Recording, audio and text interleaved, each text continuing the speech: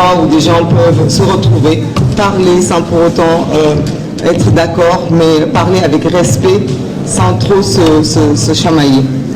Alors ces mutations dont on parle, mutations politiques, moi je vais juste prendre un seul point, parce que j'estime que le temps ne va pas me permettre d'exposer comme je voulais. Mais pour moi, déjà, le problème de toutes ces mutations, de toutes ces situations qu'on est en train de vivre aujourd'hui sur le plan politique, sur le plan social, c'est le fait que depuis des années, depuis notre indépendance à maintenant, nous n'avons pas investi assez sur l'éducation citoyenne. Je le dis parce que je me réfère à cette belle banderole qui dit la parole aux citoyens. C'est quoi les citoyens sénégalais? Elle est où la citoyenneté sénégalaise?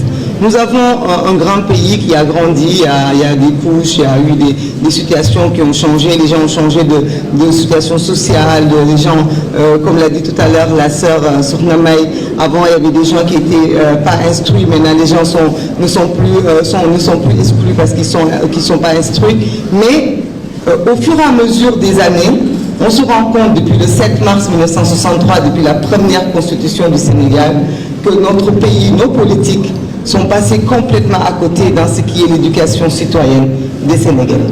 Parce qu'aujourd'hui, nous avons au Sénégal des millions de Sénégalais, nous avons des partisans de partis politiques, des partisans de daïra, des partisans de groupements, mais nous passons souvent à côté du citoyen sénégalais. Et pourtant, c'est ça qui doit nous rassembler.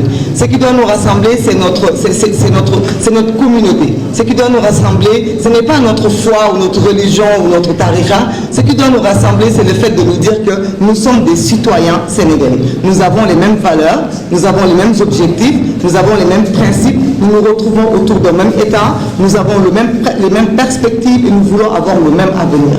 Et cela, malheureusement, à force d'avoir ces séparations politiques, à force aussi d'avoir des dirigeants qui ont, Mamgour, comme tu l'as dit tout à l'heure, il y a eu une histoire dans ce pays, il y a eu à chaque fois des hommes politiques qui ont préféré se concentrer, comme le disait tout à l'heure le frère qui en a marre d'entendre les débats politiques. Les hommes politiques ont préféré à chaque fois mettre au devant des calculs politiques, mettre au devant des révisions constitutionnelles, mettre au devant des tripatouillages de toutes sortes d'institutions, mais pas mettre au devant l'éducation citoyenne qui doit bâtir cette nation sénégalaise. Et aujourd'hui, cela fait défaut. Cela fait défaut parce que nous nous glorifions tous de cette jeunesse, cette belle jeunesse que nous avons. Mais qu'allons-nous faire de cette jeunesse si cette jeunesse n'est pas citoyenne? Qu'allons-nous faire de cette jeunesse si cette jeunesse n'est pas forte en éducation? Moi, je suis désolée. Cette jeunesse sénégalaise, elle me parle, mais elle me fait peur.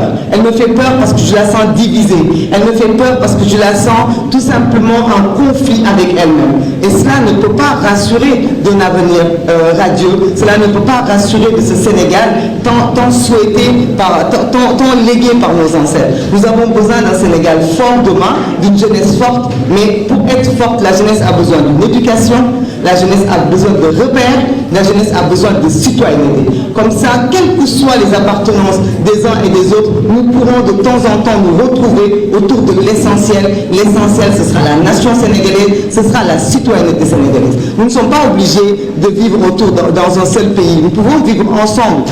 Au Sénégal, il y a d'autres nationalités. Pourquoi ces nationalités peuvent vivre avec nous? C'est parce que ces nationalités ont décidé d'adopter cette citoyenneté sénégalaise. Comme nous autres de la diaspora adoptons la citoyenneté des pays où nous immigrons. Donc vraiment, moi je voudrais tout simplement donner quelques perspectives pour moi, pour aller un peu à l'avant dans l'avenir de ce pays, parce qu'à mon avis, on ne peut pas faire un Sénégal meilleur si on ne réforme pas tout ça. Et pour réformer tout ça, il faut une volonté politique, mais aussi il faut une invite que je fais aux acteurs politiques qui sont là. Tout à l'heure, on a vu le premier panel, des gens qui